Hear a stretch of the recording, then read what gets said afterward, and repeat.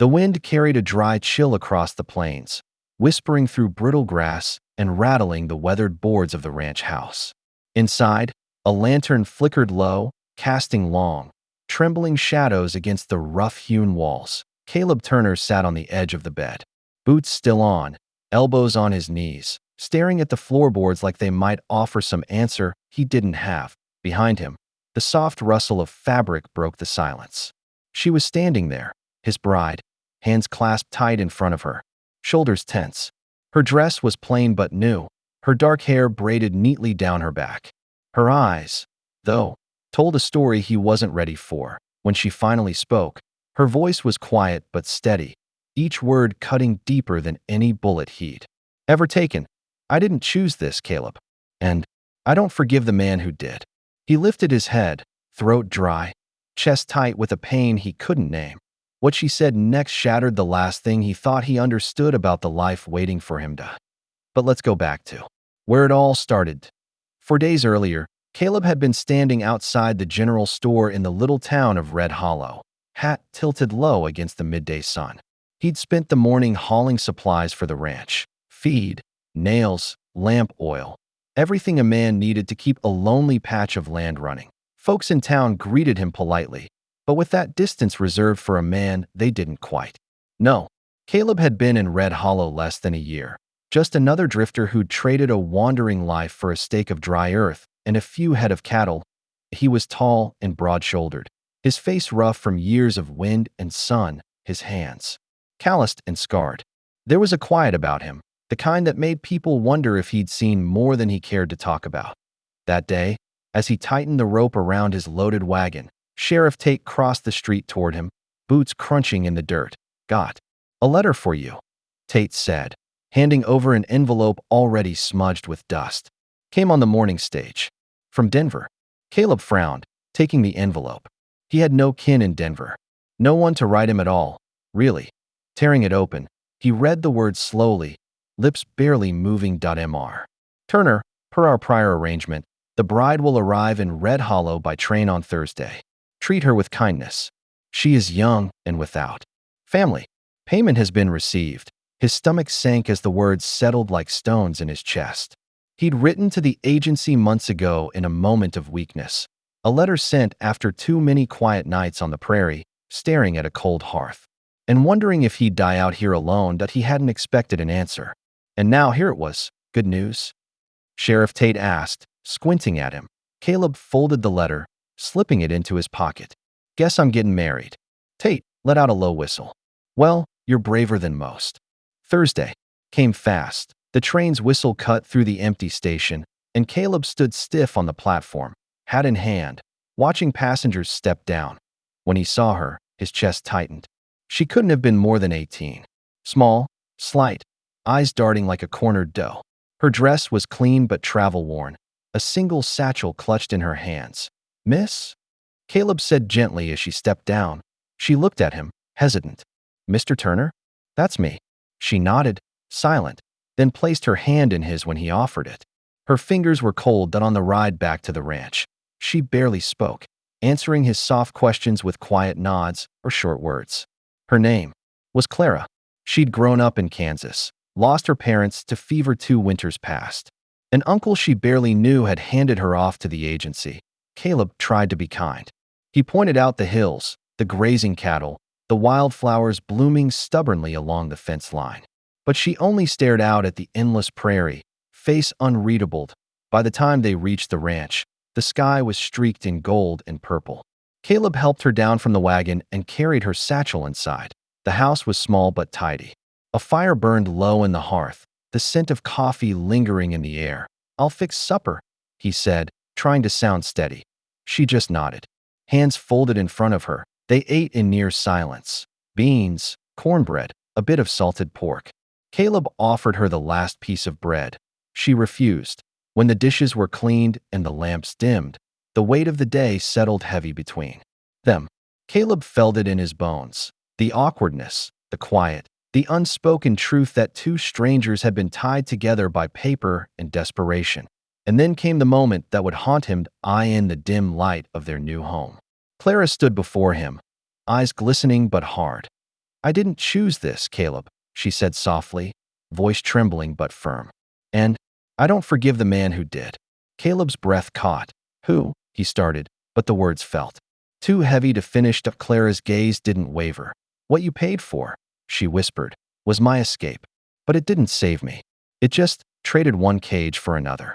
The lantern flickered, shadows stretching across the walls, and Caleb realized with a hollow ache that this marriage, this hope he'd clung to, was already broken before it began.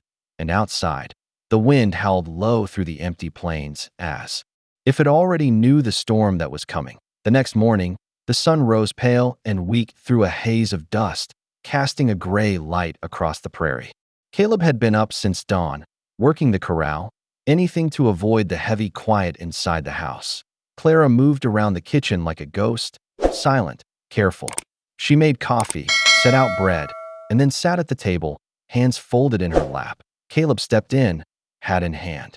"Mornin'," he said softly. She looked up, nodded once, then lowered her eyes again that he wanted to say something. Anything, to make it right. But what words could fix what had been done? By midday, Sheriff Tate rode out to the ranch. He dismounted slow, his boots crunching on the dry earth. "Heard your bride came in yesterday," Tate said, tipping his hat toward the house. Caleb nodded. "She's inside." The sheriff studied him for a moment. "You doing all right?" Caleb forced a faint smile. "Guess we're getting used to each other." Tate leaned on the fence, lowering his voice. "Folks in town, they talk, Caleb. You know how it is. Mail-order brides. People don't always see it as honorable." Caleb stiffened. "I didn't. It wasn't meant to be like this." Tate sighed. "Just be careful. Red Hollow's small. Some folks already think you're a man who keeps to himself too much. Don't give him reason to think worse." 2 days later, Clara was hanging laundry on the line when a rider approached. At IT was Martha Boyd, the preacher's wife, reins loose in her hand. She swung down from the saddle with the easy grace of someone used to long rides. "Mornin', dear," Martha said kindly. "Thought I'd come by. See if you needed anything." Clara hesitated, clutching the wet sheet in her hands. Martha stepped closer, her smile soft but her eyes sharp. "It's not easy, is it? Being sent to a strange man's home. Married to someone you don't even know." Clara's lips trembled. She shook her head, eyes stinging. "You're not the first child," Martha said gently. "This place, it can be cruel to women. We're traded like cattle, expected to cook and smile and bear children without complaint." Clara swallowed hard. Glancing toward the barn where Caleb was working, Martha touched her arm lightly. "You don't have to stay if you don't want to." That night, Clara barely ate. She kept her gaze on her plate, shoulders tight. Caleb noticed, but said nothing. After supper, when she rose to wash the dishes, he stood awkwardly by the door. "Clara," he began. She froze, hands in the soapy water. "I didn't mean to hurt you. I didn't want to be alone no more." Her back stayed rigid. "You bought me, Caleb. Doesn't matter what you meant." The words cut him deeper than he expected. The following morning, as Caleb rode into town for supplies, whispers followed him. 2 men outside the saloon leaned against the post, talking low but loud enough for him to hear. "Mail-order wife. Poor girl probably hates him already. Man his age, living out here alone. Hell, I'd bet he's desperate enough to force her if he has to." Caleb clenched his jaw, kept walking. Inside the store, Mrs. Boyd was talking in hushed tones to another woman.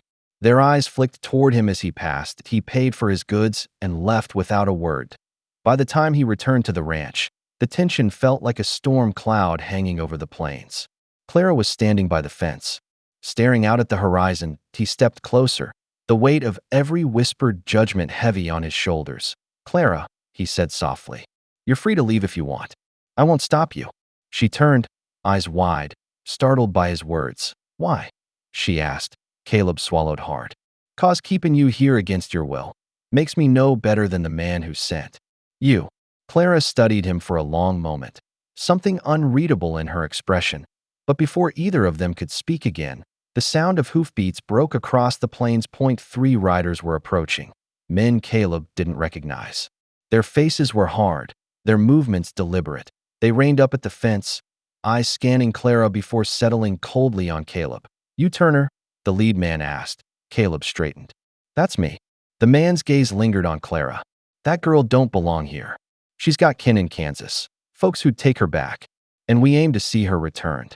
Caleb felt his throat tighten. Clara's hand gripped the fence rail, knuckles white. You can step aside, the man said, voice low, or you can make this harder than it needs to be. Caleb's eyes flicked to Clara. The riders didn't move. And in that quiet moment, with the wind carrying dust across the prairie and three strangers waiting for his answer, Caleb Turner realized he was standing at the edge of a choice that would change everything. The riders didn't move. They sat, their horses like stone, eyes cold, waiting. Caleb stayed still, one hand resting lightly against the fence post. The wind tugged at his hat brim, carrying the smell of dust and distant rain. You need to leave, Caleb said quietly, the lead rider tilted his head. You think you got a say in this, Turner? That girl's kin wants her back. You can either hand her over, or we take her. Clara stepped closer to Caleb, her fingers brushing his sleeve like she wasn't even aware she'd done it. Caleb's jaw tightened. She ain't property to be passed around.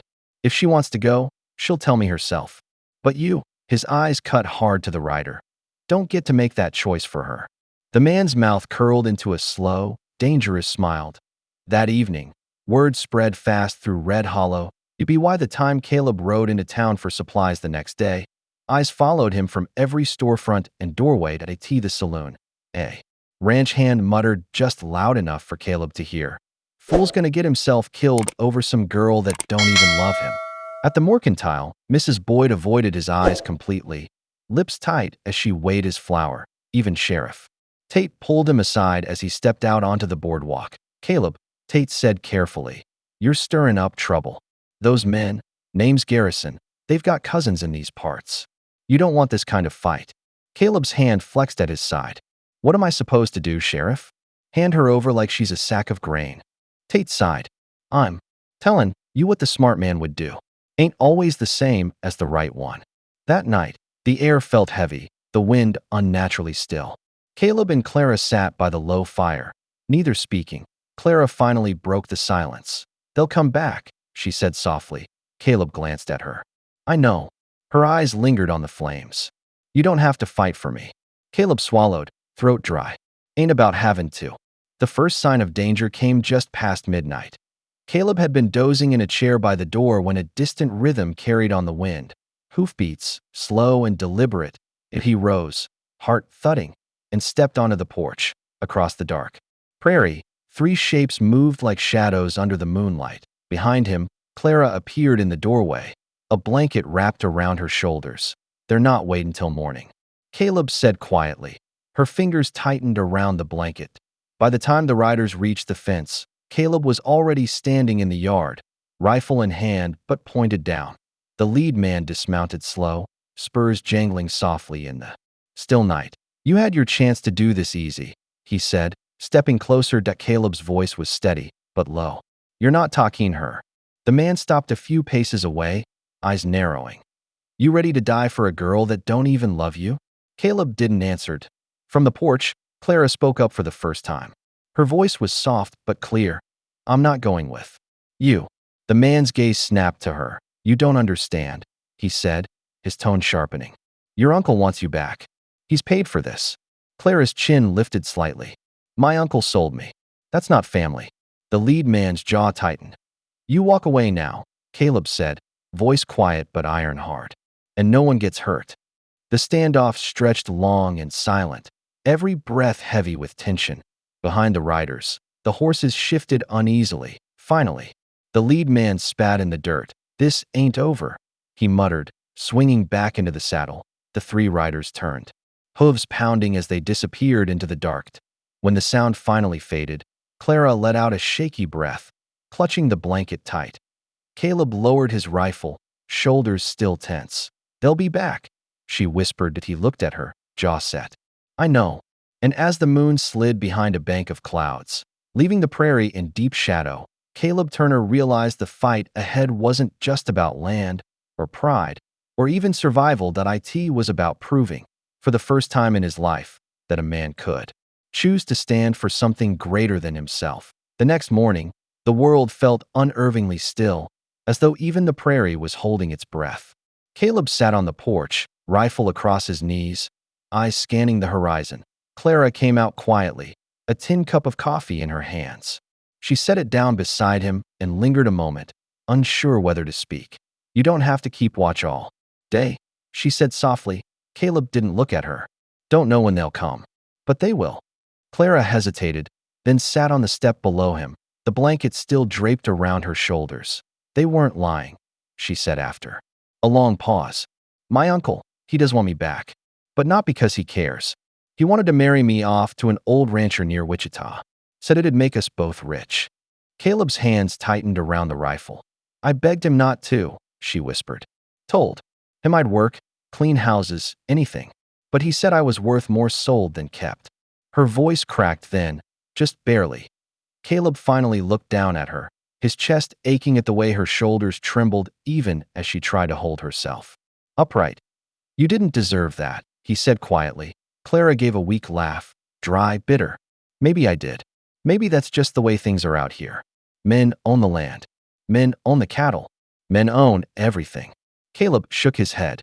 "Not everything." She glanced up at him, eyes red-rimmed but searching. That afternoon, Martha Boyd rode out again, her skirts dust-stained from the long ride. "I heard about what happened last night," she said, swinging down from her horse. Her eyes flicked toward Caleb. "This isn't going to end well. Those men have friends. And friends like that don't forgive being made to look weak." Clara stepped out from the porch before Caleb could reply. "Martha," she said softly, "I don't want to go back. Not to them.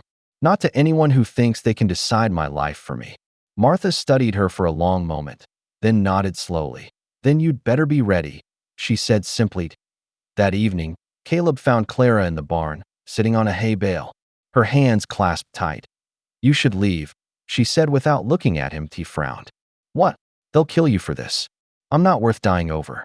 Caleb stepped closer, crouching so he was level with her.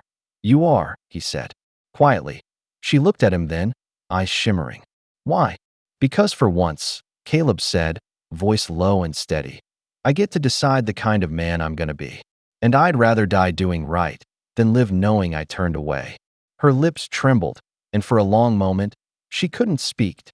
Later that night, as the fire burned low in the hearth, Clara stood by the table, staring at a small tin photograph resting on the wood. It was the only picture Caleb owned, faded and creased, showing a woman holding a baby in front of a sod house. "Your wife?" she asked softly. Caleb nodded.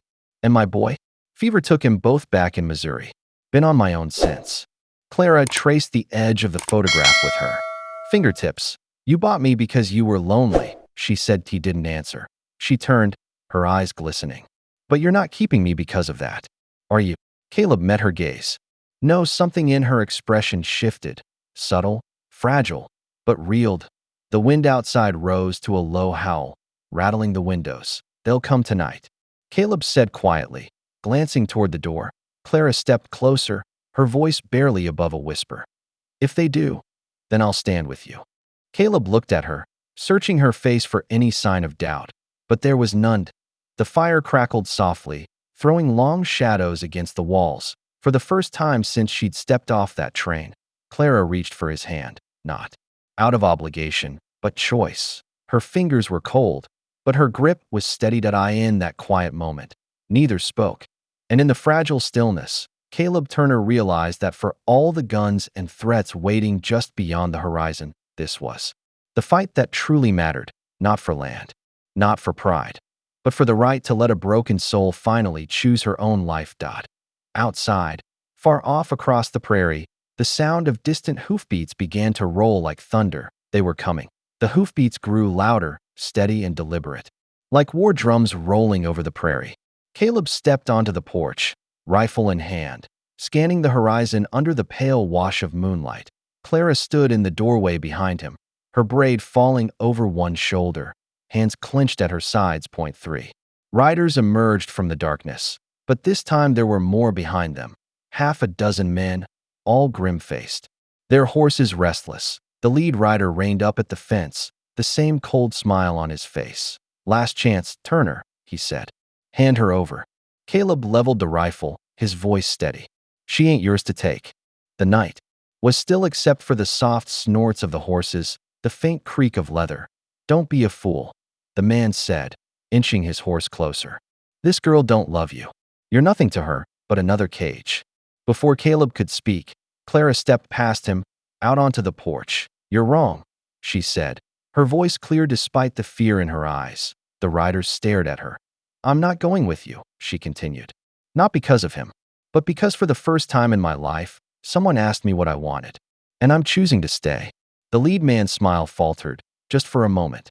You think that matters? He scoffed. The world don't care what women want.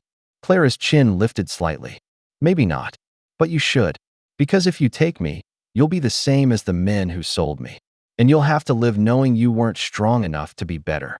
A murmur passed through the men behind him. The lead rider's jaw tightened. Mount up, he snapped to his companions, but two of them hesitated. One spat in the dirt. This ain't our fight, he muttered. One by one, the riders peeled away until only the leader and two others remained. He glared at Caleb, hate burning in his eyes. This isn't over, he said through clenched teeth. Caleb kept the rifle steady, silent. Finally, the man yanked his reins hard and wheeled his horse around, galloping into the darkness with his remaining followers. The night settled back into silence. Caleb lowered the rifle slowly, the tension in his shoulders finally breaking. Clara let out a trembling breath, her hands still clenched. But steady, they'll come back, she said softly. Maybe, Caleb admitted. But if they do, we'll be ready. Days passed, and word spread through Red Hollow. Some folks still whispered, still judged. But others started coming by. Martha Boyd with baskets of food, the blacksmith offering to reinforce Caleb's doors. Even Sheriff Tate stopping in to share coffee and keep watch. Slowly, the ranch that had once been so quiet and lonely became a place people visited, even defended. Weeks later, as spring warmed the prairie, Clara stood by the fence, watching the calves in the field. Caleb came up beside her, hat in hand. You've got a choice now, he said gently. You can stay, or I'll ride with you back to Kansas if that's what you want. Clara looked at him for a long time, the breeze lifting strands of her hair. I'm staying, she said finally, her voice steadied. Years later, folks in Red Hollow would still talk about the night Caleb Turner faced down the garrison. Men alone, but the truth was quieter than the legend. It wasn't about the rifle, or the standoff, or the fear that hung heavy in the night. It was about a girl who'd been bought, sold, and silenced, and the man who, for once, simply asked what she wanted. As dawn broke one morning years later, Caleb sat on the porch with a cup of coffee, watching Clara chase their two children through the tall grass. The ranch was no longer silent, and for the first time in a long, lonely life, Caleb Turner felt something he hadn't dared hope for: peace.